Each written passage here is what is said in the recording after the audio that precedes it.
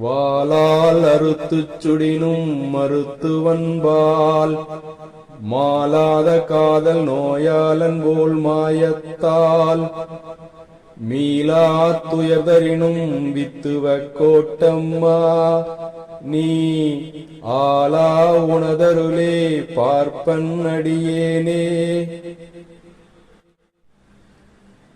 வாளால் அறுத்துச் சுடினும் மருத்துவன்பால் மாளாத காதல் நோயாளன் போல் மாயத்தால் மீளா துயர்தரினும் வித்துவ கோட்டம்மா நீ ஆளா உணதருளே பார்ப்பன் அடியேனே. Onam is a major festival in Kerala, India. It's all about welcoming back the legendary King Mahabali. After many wars, the unbeatable Mahabali had conquered heaven and earth. Devas got worried and asked God Mahavishnu for help. In response, Mahavishnu transformed into a dwarf named Vamana and tricked Mahabali into granting him 3 pieces of land. Vamana then expanded to an enormous size, covering heaven and earth in just 2 steps. When asked where to place the 3rd step, Mahabali bravely offered his own head. Consequently, Mahabali was sent to Padalaloka. However, Mahavishnu granted him a boon, allowing him to return to his homeland once a year to visit his kingdom. Onam lasts for 10 days and features flower decorations called Pookalam, traditional dances and games. The festival's highlight is the Ona Sadhya feast, which includes up to 30 dishes that showcase Kerala's cuisine. People of all religions celebrate Onam in Kerala, making it a time for families to come together. This Baman lad, a dwarf, he went to Balu Maharaj and asked him 3 feet land, and his guru, Shukracharya, induced him not to promise because he is Vishnu. But Balu Maharaj was very much satisfied to offer something to Vishnu. He gave up the connection of his guru because he forbade him to serve Vishnu.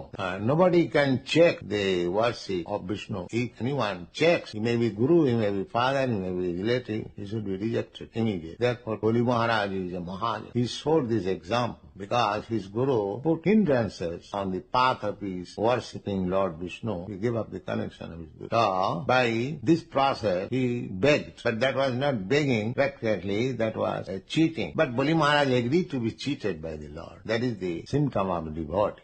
The devotee agrees to any action of the Lord. And Bali Maharaj saw that the Lord wanted to be cheat by asking 3 feet land, he will take the whole universe. So he agreed. And by 2 feet, the whole universe was covered up and down. Then Bamandev asked him where is to keep the 3rd feet. So Bali Maharaj agreed, my Lord, you keep it on my head. I've got my body still. In this way, he purchased Lord Vishnu, Bamandev, and Bamandev remained as the doorkeeper of Bali Maharaj.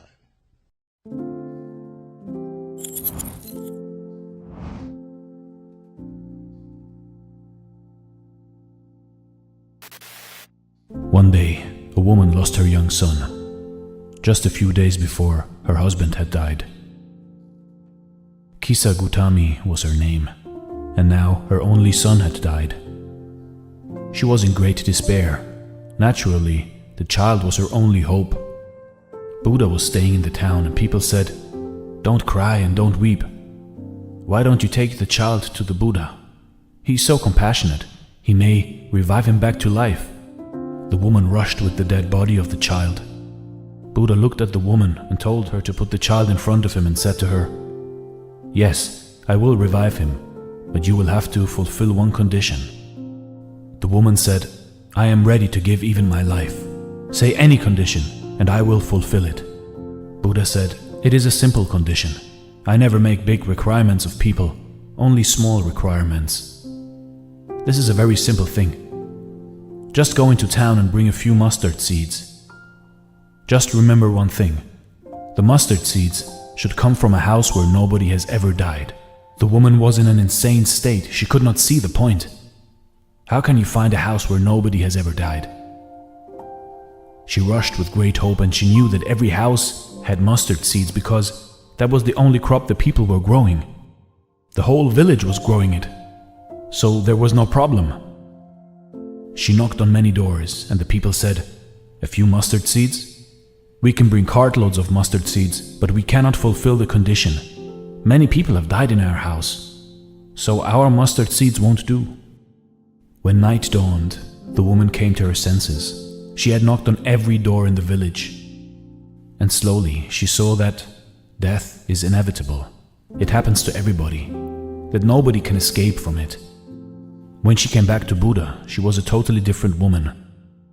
Her child was lying there, and Buddha was waiting. He said, "Where are the mustard seeds?"